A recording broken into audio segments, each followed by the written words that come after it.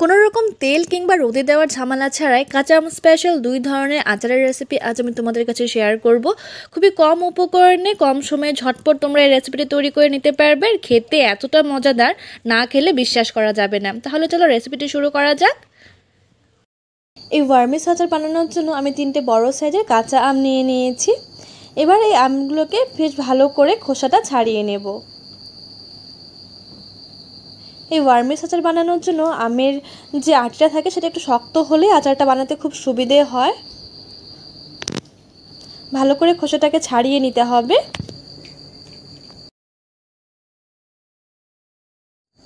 আমের খোসাটা ভালো করে পরিষ্কার করে নেবার পর এবার আমটাকে মাঝখান দিয়ে দুফালা করে নেব। দুফালা করে নেবার পর এবার এর থেকে পাতলা পাতলা স্লাইস করে কেটে নিতে হবে। তোমরা দেখে ঠিক আন্দাজ করতেই পারছো কতটা পাতলা করতে হবে। খুব বেশি পাতলাও না, আবার খুব বেশি মোটাও না। এই ওয়ার্মিস আচারের জন্য এই শেপটা একদম পুরো যথেষ্ট, পারফেক্ট হবে এই শেপটা। সবগুলো আমকে আমি এভাবে টুকরো টুকরো করে কেটে নেওয়ার পর ভালো করে ধুয়ে নিয়েছি। ভালো করে ধুয়ে নেবার পর একটু শুকনো সুতি কাপড় দিয়ে আমগুলোকে হালকা একটু মুছে নিয়েছিলাম, যাতে এর মধ্যে জল না থাকে। জল থাকলে আচারটা খুব তাড়াতাড়ি নষ্ট হয়ে যায়, তাই অবশ্যই চেষ্টা করবে আমের মধ্যে যেন জল না থাকে। তো আমি এখানে প্রায় 1 কাপ পরিমাণ চিনি দিয়ে দিচ্ছি। এবার একটি মিক্সিং বোলে আমগুলোকে দিয়ে তোমরা চিনির পরিমাণটা নিজেদের স্বাদ অনুযায়ী কমিয়ে কিংবা বাড়িয়েও নিতে পারো। আমি এখানে প্রায় 700 গ্রাম মতো আম নিয়েছিলাম। সেই 700 গ্রাম আমের মধ্যে পুরো 1 কাপ ভরে চিনি দিয়ে দিয়েছি। তারপর এর মধ্যে দিয়ে দেব হোয়াইট ভিনেগার। এই ভিনেগারটা দেওয়ার ফলে আচারটা অনেক দিন পর্যন্ত ভালো থাকবে, নষ্ট হবে না, প্রায় বছর জুড়ে সংরক্ষণ করে রাখতে পারবে। আর তোমরা যদি এমনি বাড়িতে বানিয়ে খেতে চাও 4 থেকে 5 দিন পর্যন্ত খুব অনায়াসে আচারটা থেকে যাবে, নষ্ট হবে না ভিনেগার ছাড়াই। তারপর ভিনেগার আর চিনিটাকে বেশ ভালো করে আমের সাথে মিশিয়ে নিতে হবে। তারপর এর মধ্যে দিয়ে দেব খুবই সামান্য পরিমাণে একটু নুন। এই ওয়ার্মিস আচারে খুব বেশি নুনের ব্যবহার হয় না, খুবই সামান্য পরিমাণ নুন দিতে হয় এর মধ্যে। তো অল্প নুন দিয়ে এই নুন আর চিনিটাকে আবারও আমের সাথে ভালো করে মিশিয়ে নেব। তোমরা চাইলে এই নুনটা পরেও ব্যবহার করতে পারো, কিন্তু এভাবে আগে ব্যবহার করে রাখলে আচারের টেস্টটা আরও বেশি বেড়ে যায়। নুনটা একদম পুরো আমের ভেতরে চলে যাবে, তো সেটা খেতে আরও বেশি ভালো লাগে। ভালো করে মিশিয়ে নিচ্ছি নুন, চিনি আর আমটাকে। এবার এটাকে ঢাকা দিয়ে রেখে দেব পুরো 1 ঘন্টা মতো এভাবেই। 1 ঘন্টা পর ফিরে এলাম। 1 ঘন্টা পর দেখো আমের থেকে অনেকটাই জল ছেড়ে দিয়েছে আর চিনিটা কিন্তু পুরোপুরি গলে গেছে, তোমরা দেখতেই পারছো। তো এবার আমাদের আচারটা তৈরি করার পালা। তার জন্য আমরা গ্যাসে একটি কড়াই বসিয়ে দিয়েছি। এবার এর মধ্যে এই চিনির জল সমেত আমটাকে দিয়ে দিতে হবে। কোনো তেলের ব্যবহার আমরা এই আচারের মধ্যে করব না, তথাপিও এটা খেতে দারুণ সুস্বাদু হয়। এই আচারের কাছে অন্যান্য যে কোনো আচারে কিন্তু ফ্যাকাশে মনে হবে, তোমরা অবশ্যই ট্রাই করে দেখো। দিয়ে দেব এর মধ্যে খুবই সামান্য পরিমাণ একটু হলুদ গুঁড়ো, এতে কালারটা খুব সুন্দর আসবে, মিষ্টি মিষ্টি কালার আসবে। আর দিয়ে দেব খুবই সামান্য পরিমাণে একটু লঙ্কা গুঁড়ো। এবার এই লঙ্কা গুঁড়ো আর হলুদ গুঁড়োটা দিয়ে বেশ ভালো করে এই আমটাকে ফুটিয়ে নিতে হবে চিনি জলের সাথে।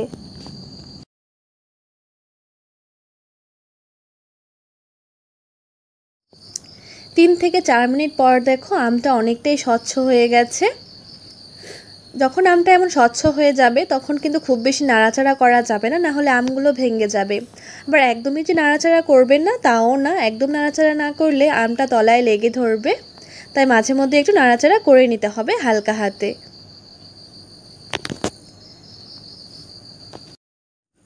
আরও 2 থেকে 3 মিনিট পর দেখো আমের জলটা একদম পুরো শুকিয়ে গেছে আর আমটা অনেকটাই স্বচ্ছ হয়ে গেছে। এবার আমরা এর মধ্যে দিয়ে দেব প্রায় 1 টেবিল চামচ মতো চিলি ফ্লেক্স। তোমরা চাইলে শুকনো লঙ্কাটাকে হালকা একটু ভেজে রাফলি গুঁড়ো করে নিতে পারো। পুরো 1/2 টেবিল চামচ মতো চিলি ফ্লেক্স দিয়ে দিলাম। আর দিয়ে দেব 1/2 টেবিল চামচ মতো 5 ফোড়ন হালকা ভেজে গুঁড়ো করে নিয়েছি। এই 5 ফোড়নের ফ্লেভারটাও খেতে বেশ ভালো লাগে। এবার বেশ ভালো করে একটু হালকা হাতে নাড়িয়ে দিতে হবে। মশলাগুলোকে দিয়ে খুব বেশি ভাজবো না, হালকা একটু নাড়াচাড়া করে সাথে সাথে গ্যাসের ফ্লেমটা অফ করে দেব।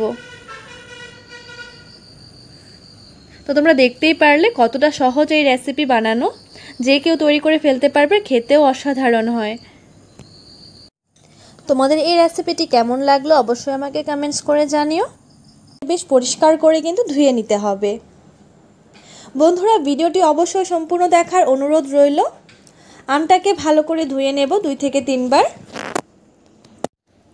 আমটাকে ভালো করে ধুয়ে নেবার পর এরপর এই যে উপরের অংশটা থাকে আমের মুখের দিকটাকে একটা ছুরির মাধ্যমে কেটে ফেলে দেব। এই উপরের অংশটাকে কেটে ফেলে দেব, আর কিছু কাটার প্রয়োজন নেই। তারপর এই আমটাকে 4 ভাগ করে কেটে নিতে হবে।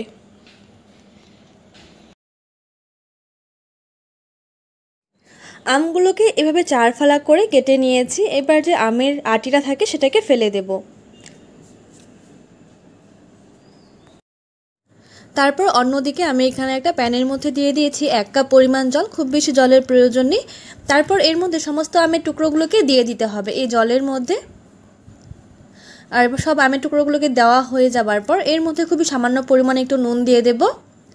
নুন দিয়ে এটাকে নাড়িয়ে চাড়িয়ে সেদ্ধ হতে দেব প্রায় 2 থেকে 3 মিনিট মতো। 2 থেকে 3 মিনিটের মধ্যে এই আমের টুকরোগুলো একদম পুরো পারফেক্টলি সেদ্ধ হয়ে যাবে। আমের টুকরোগুলো সেদ্ধ হতে হতে আমরা এর জন্য একটা ভাজা মশলা রেডি করে নেব। তো ভাজা মশলা রেডি করার জন্য আমি এখানে 2 থেকে 3টা শুকনো লঙ্কা নিয়ে নিয়েছি। দিয়ে দেব এর মধ্যে 1/2 টেবিল চামচ মতো গোটা জিরে, খুবই সামান্য পরিমাণ জিরে লাগবে। আর দিয়ে দেব 1/2 টেবিল চামচ মতো মৌরি। এবার মৌরি, জিরে আর শুকনো লঙ্কাটাকে মিডিয়াম ফ্লেমে হালকা আঁচে একটু ভালো করে ভেজে নিতে হবে।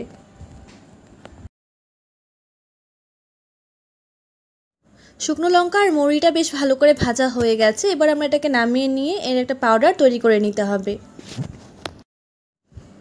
অন্যদিকে দেখো আমাদের আমের টুকরোগুলো একদম পুরো পারফেক্টলি সেদ্ধ হয়ে গেছে, একদম পুরো গলেও যায়নি, আবার যে কাঁচা থেকেছে সেটাও নয়, একদম পুরো পারফেক্টলি সেদ্ধ হয়েছে। এই প্রসেসটা কিন্তু সম্পূর্ণ অপশনাল। তোমাদের আমগুলো যদি খুব বেশি টক হয়ে থাকে সেক্ষেত্রে এই প্রসেসটা একটু করে নিতে পারো। এরপর আমের টুকরোগুলোকে জল ছড়িয়ে উঠে নেব একটা প্লেটের মধ্যে। তো চাটনিটা তৈরি করার জন্য কড়াইয়ের মধ্যে দিয়ে দিব 1 থেকে 1.5 টেবিল চামচ মতো সরষের তেল। তোমরা চাইলে সাদা তেলেও এই রান্নাটা করে নিতে পারো। তেলটাকে ভালো করে গরম করে নেব। তেলটা ভালো করে গরম হয়ে গেলে এর মধ্যে ফোড়নের জন্য দিয়ে দেব 2টো শুকনো লঙ্কা, আর দিয়ে দিচ্ছি 1/2 টেবিল চামচ মতো 5 ফোড়ন। কাঁচা তেলে কখনোই ফোড়ন দেবে না, তাহলে কিন্তু রান্নার টেস্টটা অনেকটাই বাজে হয়ে যায়। সবসময় তেলটা গরম করে তারপর ফোড়নটা দিতে হয়। ফোড়নটা ভালো করে ভাজা হয়ে গেছে। ফোড়নটা যখন একদম পুরো পারফেক্টলি ভাজা হয়ে যাবে তখন এর মধ্যে দিয়ে দেবো আমি 1 গ্লাস পরিমাণ জল।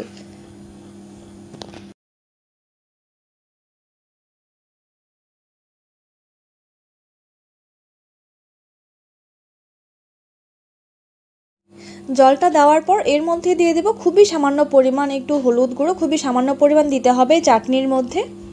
আর দিয়ে দেবো সামান্য পরিমাণ একটু নুন। নুন কিন্তু আমরা আগেও আম সেদ্ধ করার সময় একটু ব্যবহার করেছিলাম, তাই এখন খুবই সামান্য পরিমাণ দিতে হবে।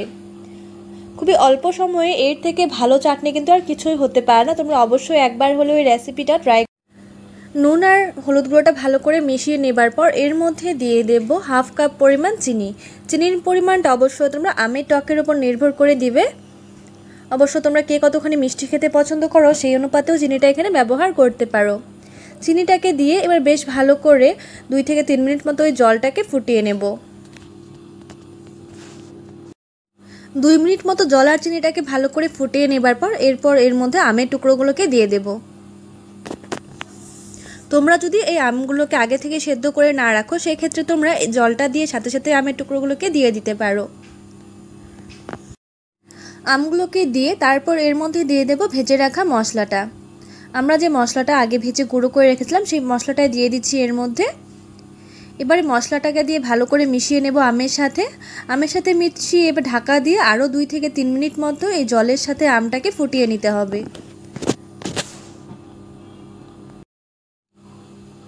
2 থেকে 3 মিনিট মতো বেশ ভালো করে আমটাকে জলের সাথে ফুটিয়ে নিয়েছি। আর জলটা অনেকটাই ঘন হয়ে গেছে, তোমরা দেখতেই পারছো। আর আমটাও কিন্তু আগের তুলনায় অনেকটাই লোভনীয় হয়ে গেছে। এবার আমরা গ্যাসের ফ্লেমটাকে অফ করে দেব। অফ করে হালকা একটু ঠান্ডা হয়ে যাবার পর এটা সার্ভ করার জন্য একদম পুরোপুরি রেডি।